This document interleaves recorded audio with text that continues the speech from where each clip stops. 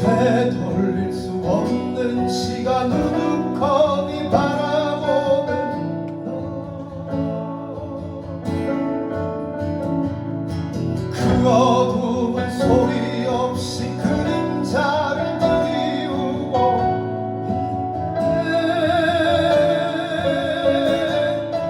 하지만 선명하게 보이네. 검은새의 눈동자 속에 그들의 그 얼굴이 보이네. 검은새의 눈동자 속에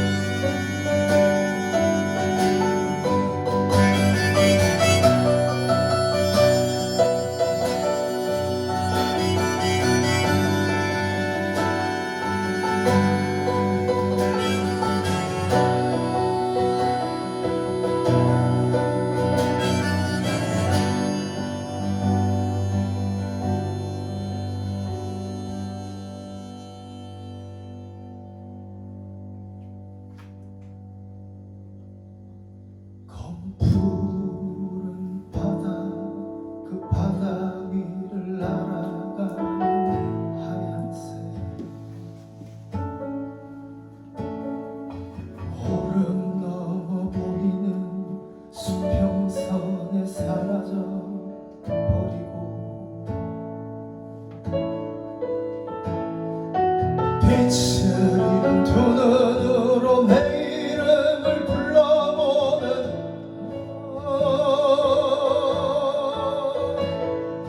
그 어둠은 소리 없이 그림자를 그리우고 있네. 하지만 선명하게 들리네. 하얀새의 구름 속에 그들의 그 목소리 들리네. 하얀새의 구름 속에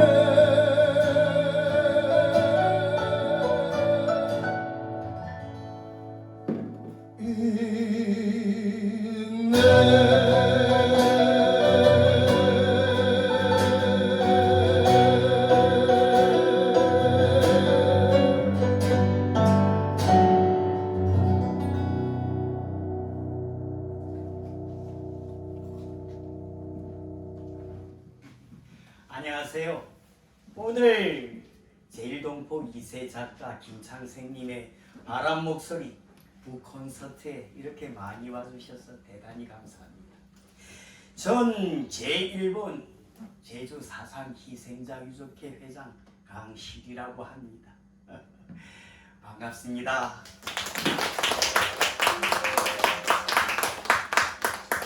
전 1938년 일본 오사카 이카이노에 있는 조선시장에서 태어났어요. 우리 어머니는 일제강점기 먹고 살기 힘들어서 여기 고향 제주도를 떠나 일본으로 건너갔습니다. 오사카에 있는 조선시장에서 외삼촌들이 운영하는 가게에서 격리를 보았는데요. 그 가게는 입금의 모두를 조선의 독립자금으로 보냈다고 합니다. 우리 아버지는 오사카에 있는 작은 철공소에서 일을 하셨고요. 그러다가 1943년 봄에 우리 큰 외삼촌이 몹쓸 병에 걸려 외가집 식구들은 모두 고향 제주도로 귀환을 하였습니다. 그래서 그때 교토 리츠메이칸 대학을 다니고 있던 우리 막내 외삼촌 이덕구는 어쩔 수 없이 오사카에 있는 우리 집에서 통학을 하였는데요. 그러다 그만 그해 겨울 일본군 군대에 강제 징집당해서 전쟁터로 끌려갔습니다. 1945년 8월 드디어 조선이 해방을 하고 그 이듬해 우리 가족들도 모두 부모님의 고향 제주도 김영리로 돌아왔습니다. 그때 제 나이가 국민학교 2학년이었고요. 막내 외삼촌 이덕구도 그 지옥 같은 전쟁터에서 살아 돌아와 제주시 조천중학교의 선생님이 되셨습니다. 학생들에게 인기도 많았고 시력도 좋았던 이덕구의 삼촌이 산으로 들어가 빨치산입에 이유는 가르치는 학생이 조천경찰서에서 총으로 맞아 죽었기 때문이고, 외삼촌은 일본군 군대에서 단련이 되어서 그랬는지 그 자세가 엄청나게 좋았어요. 특히 뒷모습은 정말로 최고였습니다.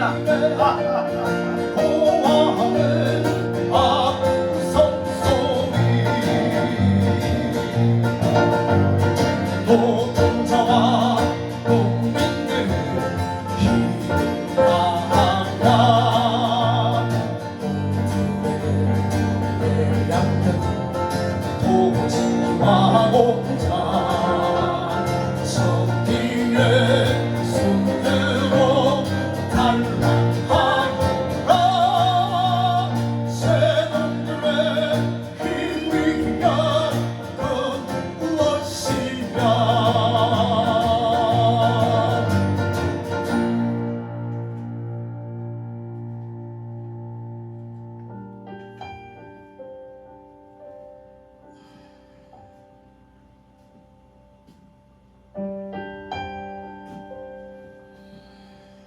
여보, 왜 이렇게 늦었어요? 내 오늘 박희 집에 마루 고쳐주러 갔다 왔다. 그런데 그 집 아들내미가 신음 소리를 내면서 안방에 엎드려 있는 거라. 제주 시내 오현중학교 다닌다는 그 아들 말이에요. 그래, 그 아들. 빗증 마른 등짝에 온통 시커먼 피멍이 올라가지고 두 눈 뜨고는 못 보겠더라. 그거는 분명히 몽둥이로 죽도록 두들겨 맞은 상처였다. 박씨 아저씨는 뭐래요? 그 박씨가 끄끄 울면서 이야기를 꺼내는데, 어저께 경찰이 집에 찾아와서는 아들을 데리고 가라고 했단다. 박씨가 한나름의 경찰서에 달려가서 담배 세 갑을 내밀고는 이 불쌍한 애비를 한 번만 봐주십시오. 우리 아들이 무슨 잘못을 했는지 가르쳐 주신다면 제가 그놈의 썩어 빠진 정신머리를 반드시 고쳐놓겠습니다요. 예. 그렇게 몇 번이나 머리를 조아리고 났어야 겨우 아들의 죄를 들을 수 있었단다. 그 애가 무슨 잘못을 저질렀다는데요? 그 무슨 독서회에서 빨갱이 책을 읽었다네. 빨갱이라면 폭도를 말하는 거잖아요. 그 14살 어린 놈이 폭도는 무슨 놈의 폭도? 그냥 독서회 학생들을 잡아다가 같이 책 읽은 놈을 불어라고 죽도록 두들겨 패니까 몇 번이나 까무러치는 학생 중에 한 명이 그만 박씨 아들 이름을 댔단다. 박씨 아들은 독서회에 나온 적이 없으니까 조사를 받더라도 금방 풀려날 거라고 생각을 했단다. 학생 한 명은 죽고 또 한 명은 오늘 밤이 고비라. 아이고, 이 일을 어떻게 해요? 박씨가 아들 얼굴 한 번만 보게 해달라고 사정을 해도 경찰은 실실 웃고만 있고, 그래서 가지고 간 벌불 한 통을 다시 내밀었다.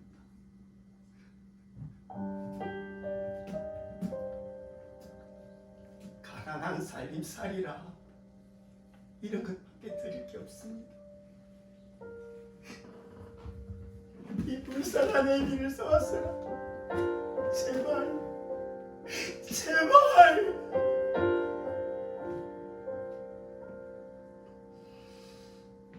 그렇게 한참을 울면서 매달리다가 얼마 후에 경찰이 축 늘어진 아들을 틈이 없고 나오더라. 아들을 넘겨받아서 숨이 붙이는 걸 확인한 이후에 그 길로 덜쳐업고 경찰서를 빠져나왔다. 저지 마을에서 우리 마을까지는 엄청난 거리대요.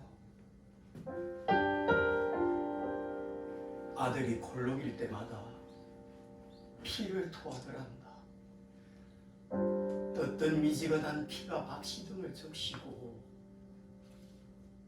박씨는 아들이 죽더라도 집에 가서 죽게 할 거라고 생각을 했다. 차라리 사람 힘에 받쳐서 몇 번이나 길바닥에 주자 그때마다 아들 숨이 붙어있는가를 확인하고 다시 없고 또 확인하고 다시 없고 숨이 끊어질 때까지 아들을 등에 업고 집에 가고 있는데 경찰집사가 이제 와서 서더라. 당신 박씨 큰딸이 경찰하고 결혼한 거 알고 있지? 그래. 그 경찰 사위가 두 사람을 마을 입구까지 태워주더만 자기들은 오늘 제가 태워진 일은 절대로 비밀하시 않는다. 그리고 하루라도 빨리 이 마을을 떠나세요. 경찰이 하는 말은 절대 믿지 마시고요. 그리고는 박씨가 잡는 것도 뿌리치고 그냥 돌아가 버렸다.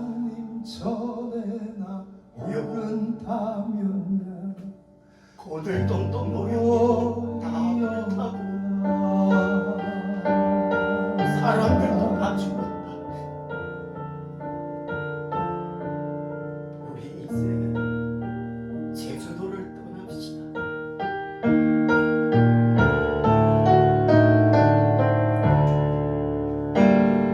산이 막힌 것이 아니라네. 물이 막힌 것이 아니라네.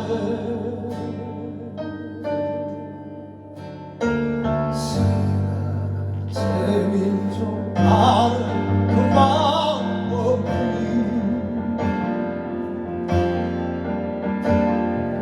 아직도 갈 수 없는 내 고향 제주.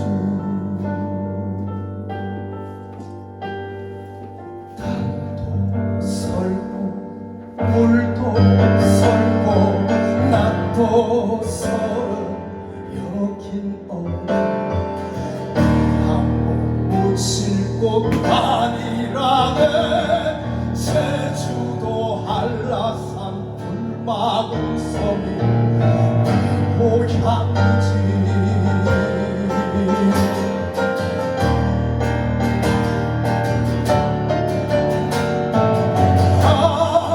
알지하지 없는 일모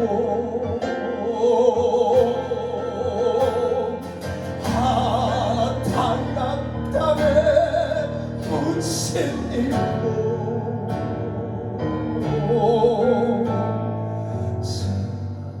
제민족 가는 그 마음이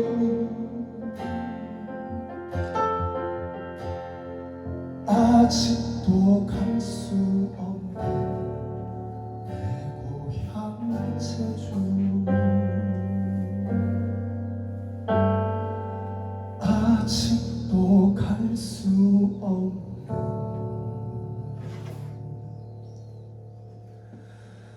내 고향 제주.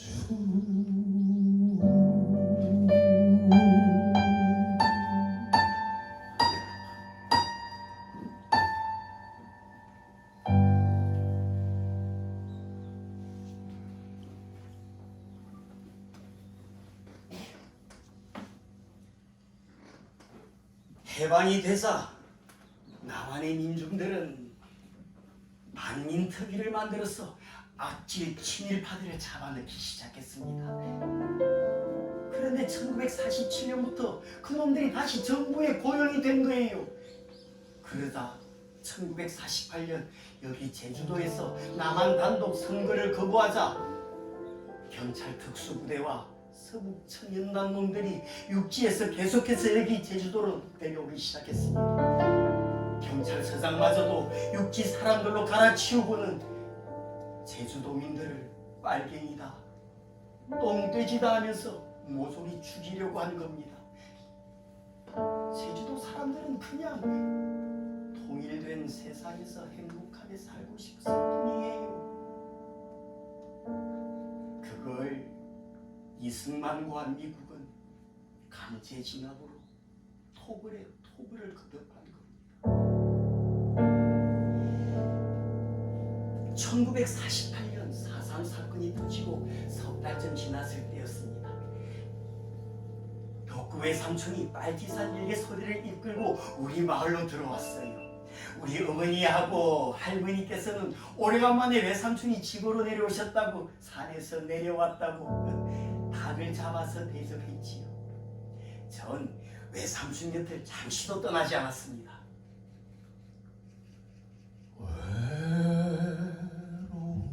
어머니께서는 아이고 강실아, 그렇게 딱 달라붙어 있으면 모처럼 작은 닭백숙이 외삼촌 목으로 넘어가겠니 하시는 거예요. 전 막내 외삼촌 이덕구가 이 세상에서 가장 위대하다고 생각했습니다. 외삼촌은 괜히와 쟁기를 대장간으로 가지고 가서 녹인 다음에 중국 사람들이 쓰는 것 같은 넓적하고 큰 칼을 만들어 왔습니다. 그 칼로 한라산의 울창한 숲을 헤치고 나아가겠다는 거였지요. 그 칼을 우리 집에서 숲돌에 갈았는데요. 그때 물을 떠오는 것이 제 임무였습니다. 나도 빨갱이다. 국민학교 3학년이었던 나에게 인민을 위해 싸운다는 그 말이 얼마나 가슴을 울렸는지 모릅니다. 그 향기 더욱 진하네.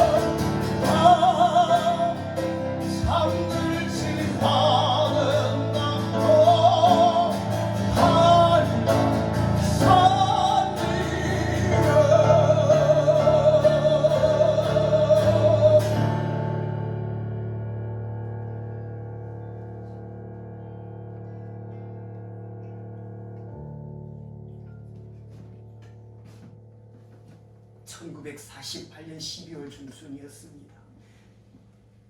경찰이 우리 어머니를 잡으러 집으로 찾아왔어요. 제주도 이민유역대 총사령관 이덕구에게 경찰은 3번이나 토항하라고 하였지만 소용이 없다는 것을 알자 내가 집 식구들을 모조리 죽이려고 한 겁니다.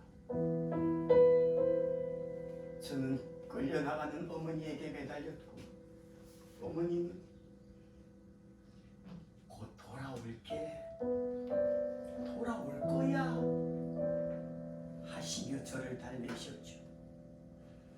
경찰 소대장이 어머님 등에 엎혀있는 2살 배기 우리 막내 순둥이를 저에게 건네려고 하자 어머니께서는 이 핏덩이를 저 어린아이한테 맡기며 이 애도 죽고 저 애도 죽습니다. 그냥 이 아이는 제가 데리고 가겠습니다 하시는 거예요. 그날 저녁 외갓집 식구 23명 별도봉에서 모두 총살당해 죽었습니다.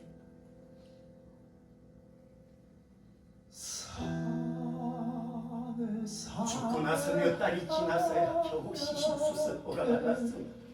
피눈물을 흘리면서 어머니를 찾으러 갔을 때는 모든 시신들이 반으로 쪼그라들어 있는 거예요.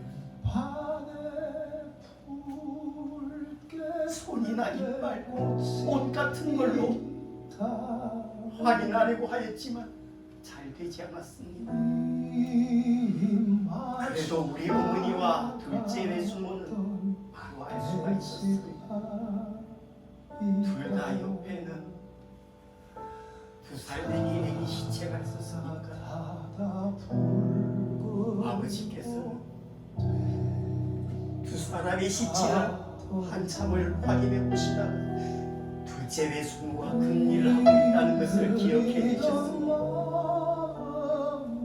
우리 어머니는 치아가 참 고르셨거든. 그걸로 확인을 하였어.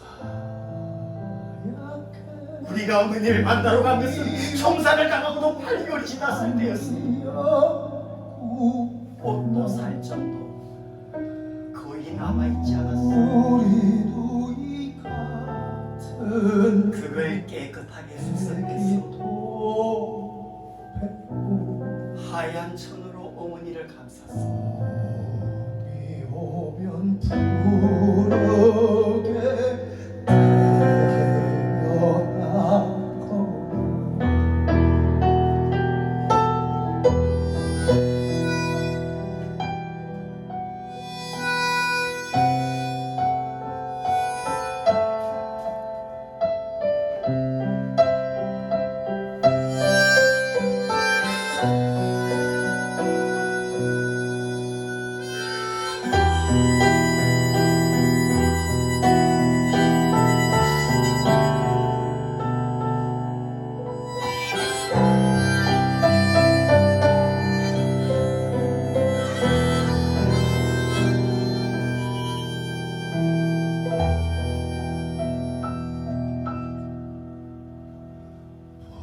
붉은 행이 통백꽃 붉은 진달 다 같은 우리나라 봄띠고 남이나 북이나 동이나 서울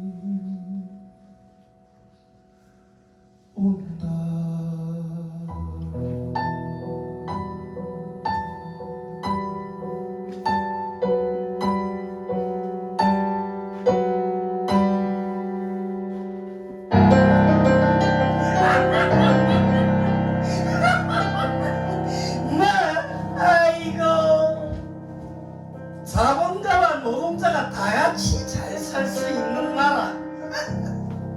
시주와 농민이 다 함께 잘 살 수 있는 나라. 지랄을 해라 이 빨리 이 새끼들아. 우리 아버지는 아메리카, 우리 이승만 각하가 있는데 그 꼬라지 가만 보고 있겠나? 택도. 그래 1949년 4월 한라산을 포위하고는 본격적인 빨치산 사냥을 시작했다. 그 덕구 빨갱이 부대가 그 봉계은인가의 아지트를 만들었다. 그래서 내가 근처 부락이란 버려서 싹 다 불질러 부고 마을 사람들은 다 그 집을 내갖고 다 총사치기. 와, 빨갱이한테 밥 주는 놈도 빨갱이인지. 빨갱이한테 어른이 어디 있노? 그죠? 이덕구 지도 사람 새끼인데 배고파 뒤지겠으면 기 나오겠지. 그런데 이 지독한 빨갱이 새끼 한 달이 지나도 기 나올 생각을 하나? 뭐냐? 네가 내가 해보자. 두 달이 지나자 드디어 마을로 식량을 구하러 내려온 이덕구와 한 놈을 잡았다. 이래서 동물이 나올 때까지 죽도록 두들겨 팬 다음에 내 다정한 목소리로 한마디 했지. 이덕구 있는 데를 불면 목숨만 살려주겠다고. 내가 가족들 내 손도 하나 갖다 안 되겠다고. 사람이란 말이다. 지 목숨이 아까우면 동지고 신민이고 나아버릴 수 있는 기야. 결국 그만은 밤새 고민한 끝에 이덕구 있는 데를 불었다.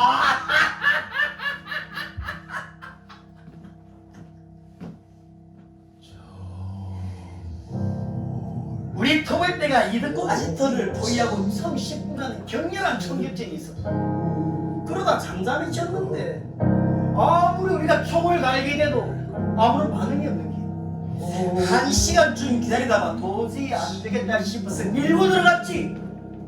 그런데 거기에는 이덕구 글마 혼자만 자빠져 있는 게 지독한 빨갱이 새끼. 저그 부하들 도망갈 시간을 물고 지는 자살을 했겠지. 관자놀이에 총탄이 한 발, 깨끗한 상처 그대로. 우리하고 총격전 속에 뒤집으면 그렇게 될 리가 없어. 지독한 빨갱이 새끼. 저거 동지들 목숨 구할 기라고 생쥐 같은 지목을 지 스스로 끄는 기야. 내 씨발에 도저히 더럽수 못 끝나지. 그래. 우리 토벌대 중에 제일 좋다고 18살짜리 막내 경찰이 제주도 인민에게 총소리가 이덕구를 사살했다고 거짓말을 했다. 이승만 각하의 엄청난 포상금을 치렀어. 이게 끝끝지는 내가였다. 인자 제주도에 있는 빨리 시가 말하는 통일은 꿈도 꾸지 마라.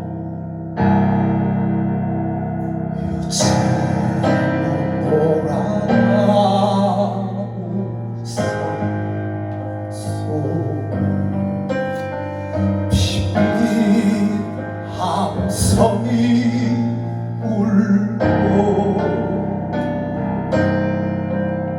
산산포함이 틈새 그대 외침 들려온다.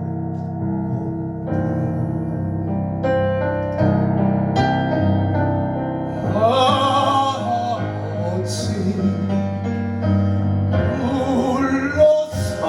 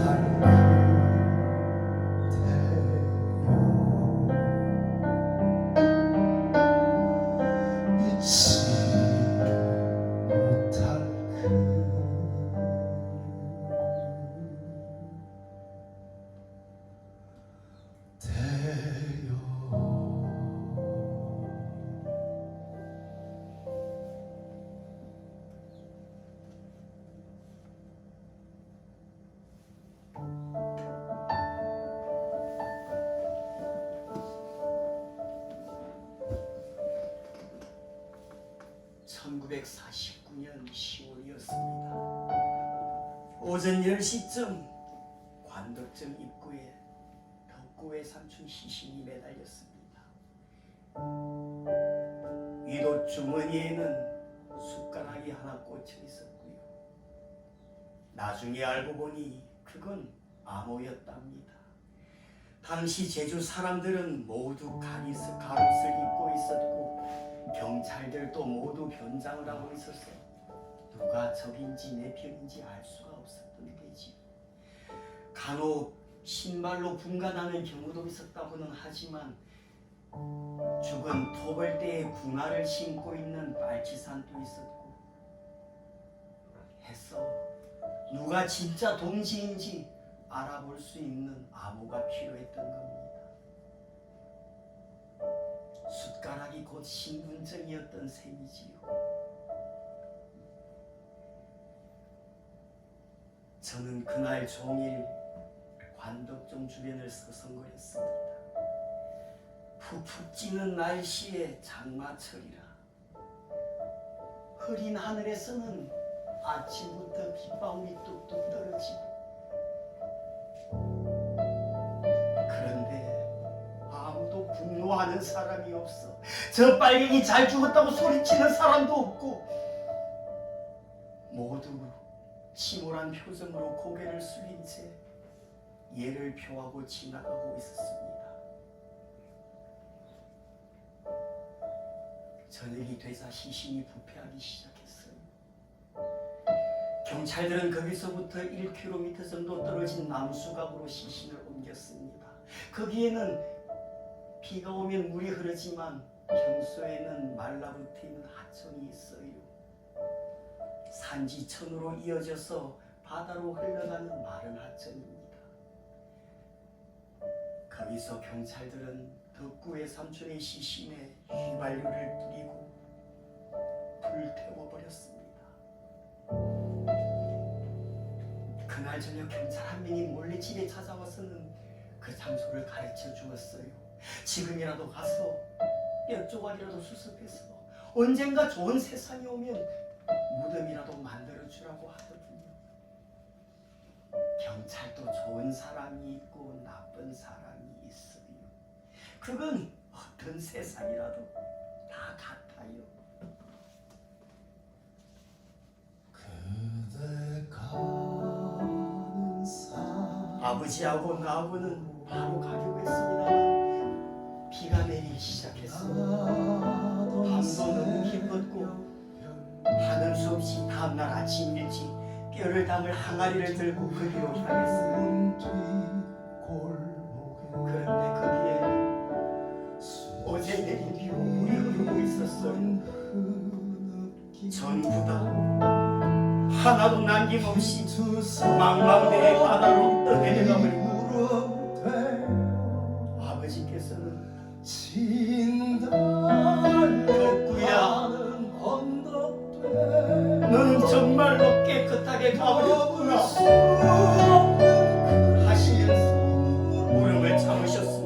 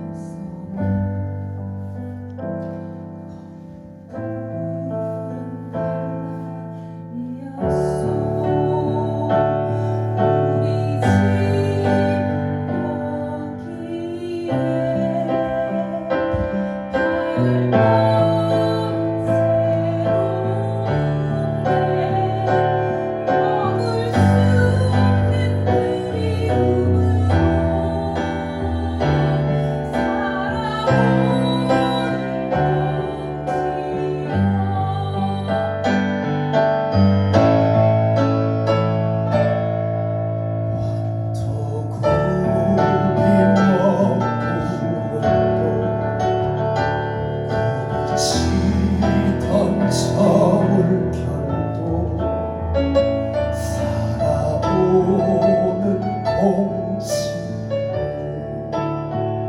새여명의 눈빛으로 한타 터진 물줄기로 한타의 밤의 머리로 머물 수 없는 그리움으로 살아오는 동지여 머물 수 없는 그리움으로 살아오는 동지여.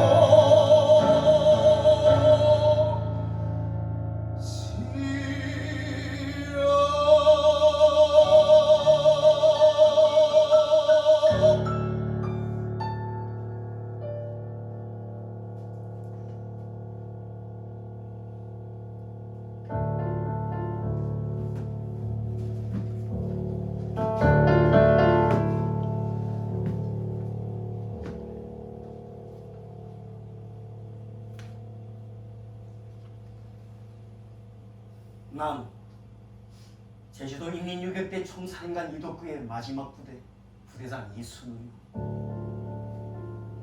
내 비록 오른발에 관통상을 입어 끝까지 싸우지 못하고 잡혀왔지만 조금도 두려움은 없어. 다만 먼저 간 동지들의 죽음도 헛되이 해방된 통일 세상을 보지 못하고 죽는 것이 원통하고 분할 뿐이요.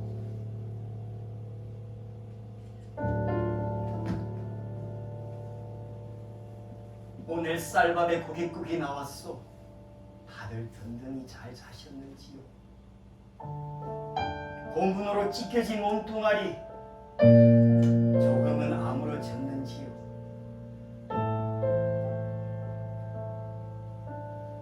동지들, 아마 이것이 최후의 만찬일 것이요. 여기까지 와서 미련을 가지고 발버둥치지 맙시다. 살려달라고 목숨을 구걸하지 맙시다. 우리는 나쁜 일을 한 것이 아니오.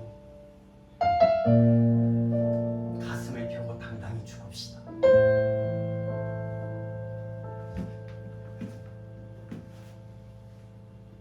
경찰들은 들으시오.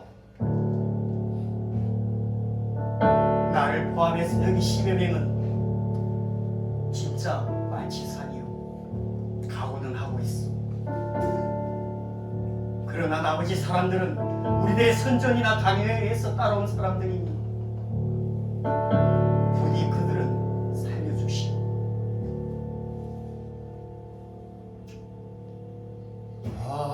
밤이 깊어 별이 하나 1949년 10월 2일이었습니다. 그래서 몇 사람은 살아남아 다시 국군으로 입대를 하였어요. 나머지는 그날 모두 소용당했습니다. 총한자 29살 부대장 이순우는 이덕구의 친조카이자 기쁘게 저의 이동 사건을 시체들은 도둑 이승과 제주도 국제공항 활주로 밑에 아직도 그대로 잠들어 있습니다. 전설을 그의 지금 또 비행기가 뜨고 내리고 있는 거지요. 민족의 아트 깊고 어두운 밤 나올 때 동구 밖에 달아 나와 그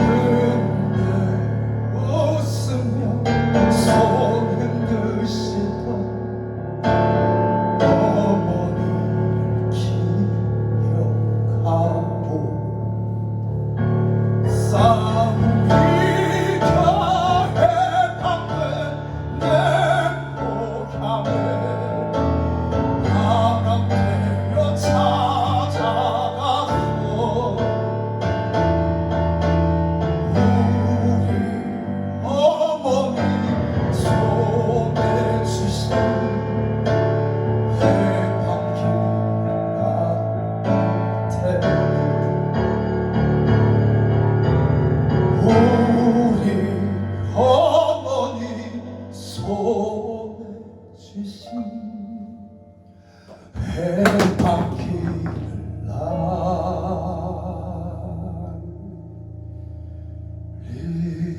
테요.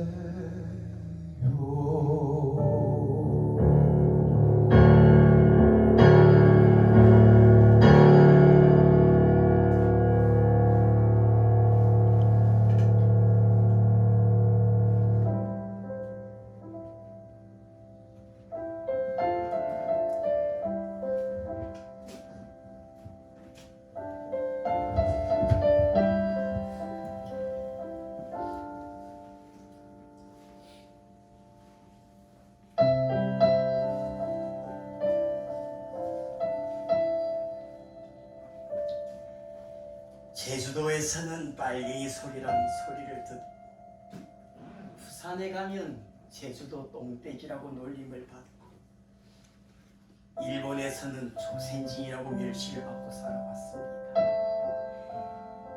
놈들에게 복수하는 마음으로 열심히 살아서 행복한 가정을 꾸렸어요. 작고 소박한 꿈이지만 사살의 진실을 이야기하며 민족을 위해서 목숨을 바쳤던 혁명가들의 의지를 전하면서 살고 싶었습니다. 1968년에 감귤나무 묘목 10그루를 사서 밭 한 구석에 심었습니다. 그 정부가 아무리 장려를 해도 우리는 돈이 없어서 그것밖에 살 수가 없었죠. 또 뿌리가 잘 내니까 불안도 하였고요. 그런데 감귤나무는 잘 자랐습니다. 이듬해부터는 묘목나무수를 늘려나갔어요. 그리고 아들도 태어났습니다. 다행히 날 닮지 않아서 꽤나 공부를 잘했어요. 아들은 서울로 대학을 가서 거기서 결혼도 하고 아들도 2이나 낳았답니다. 왜? 그 말이 나면은 제주도로 보내고 사랑이 나면 서울로 보내라는 말이 있잖아요. 여름이 되면 우리 아들 일가족 4명이 제주도로 내려옵니다. 그러면 여기가 하루아침에 시끌벅적해지는 거예요. 다 감귤나무 덕분입니다. 이 감귤나무를 재배해서 번 돈으로 아들을 대학까지 보낼 수 있었으니까요. 감귤나무는 자식하고 똑같아요. 너무 간섭해서도 안 되고 또 그냥 내버려 두어서도 안 되지. 애정을 가지고 잘 보살피면 감귤나무도 꼭 거기에 보답을 한답니다. 처음 심은 묘목나무가 5월달에 하얀 꽃잎을 피웠을 때 얼마나 기뻤는지요. 5장의 하얀 꽃잎이 달려있는 작은 꽃이지만 가까이 가면 달콤한 향기가 난답니다. 작고 가련하지만 달콤하고 강인한 제주의 봄꽃 향기가요.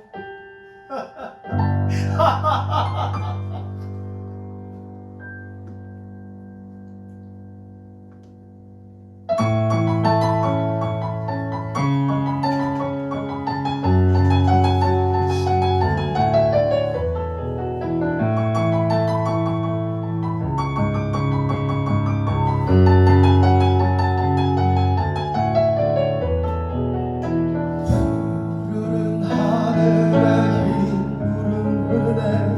그때도 그 하늘도 그랬을까. 곰곰이 또다시 바라본 하늘의 구름이 되었네. 바람이 되려네. 나비가 되었네. 저 끝에 앉아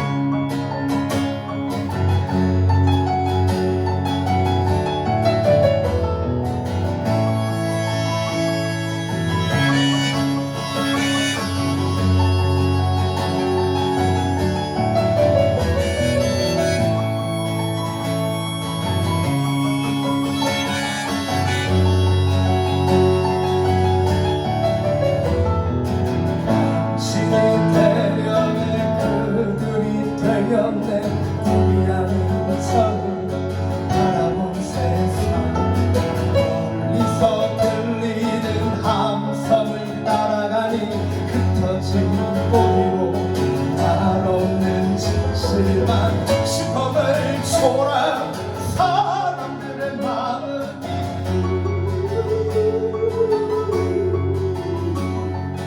푸른 하늘로 푸른 대열을 나갔다. 메마른 눈물빛 꽃잎으로 내려오지. 콘크리트 담장 틈 사이로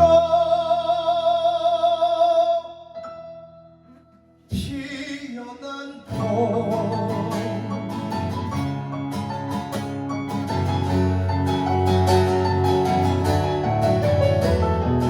왜